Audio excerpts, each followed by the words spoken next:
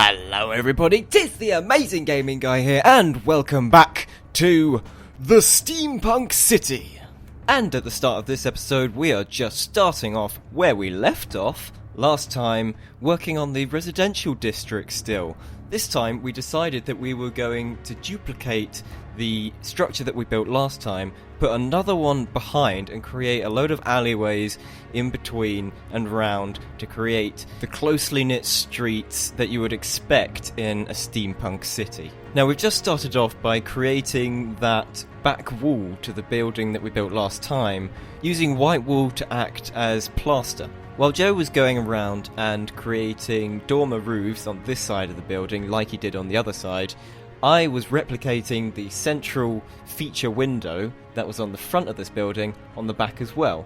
I say replicating, I was actually changing the style, as you can see. It's very different to the very front one, but it is just continuing the same sort of central idea. Now the way that we're going to texture the back of this building is very different to how we usually do it, because we already have that white back wall. So what we're actually doing here, as you can see, we're chipping away at that wall and replacing it with the textured blocks that we actually want to use. So it's like we're using the wall and we're sculpting it like a mason would sculpt away at a piece of marble to create a sculpture. And we made sure to bring out the second floor by a block like we have on the front of the building, just to continue that style all the way through. And we finished off by lining the pathway around the building with some wood, just to give it some distinction.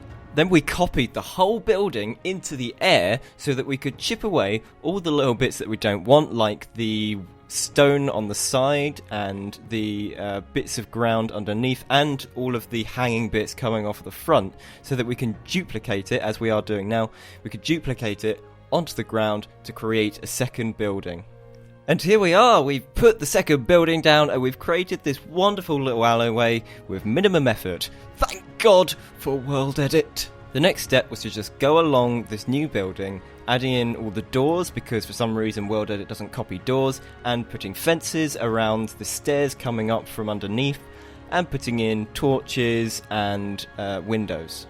You can't quite see on the recording what we're doing at the end here, but we're just blocking off this area at the end because we don't want it to feel too natural, so we're putting stone in to cover up the grass slopes of the cliff. Now, to make it feel even more steampunk and industrial, we wanted to have loads of things crisscrossing between the two buildings to make them feel really enclosed and imposing. We used the sort of polished andesite, is it? I still don't know the names of these blocks. Polished andesite or whatever to go between the buildings to act as pipes, and we also created these little walkways out of wood slabs and fences. Finally, we just went along and changed the edges of the pathway to some more of those polished blocks to add some more definition, and put in little cauldrons, and took out some of the windows as well to create little shops. And we also added signs for the names of the shops and the general stores, and we put in these little fences as well. And another thing that we did, as you can just see us doing this now, is we put in little grates which were actually iron hatches or trapdoors, and putting water underneath to look like sort of open sewers.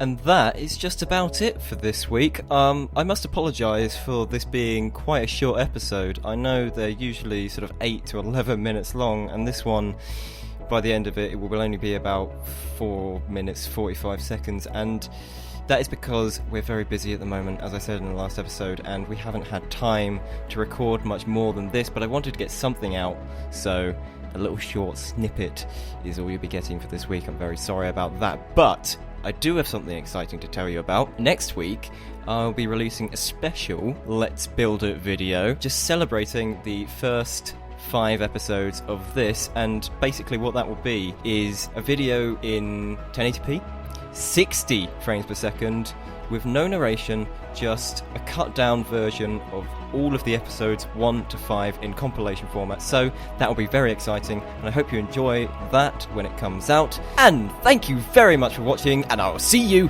in the next video. Goodbye!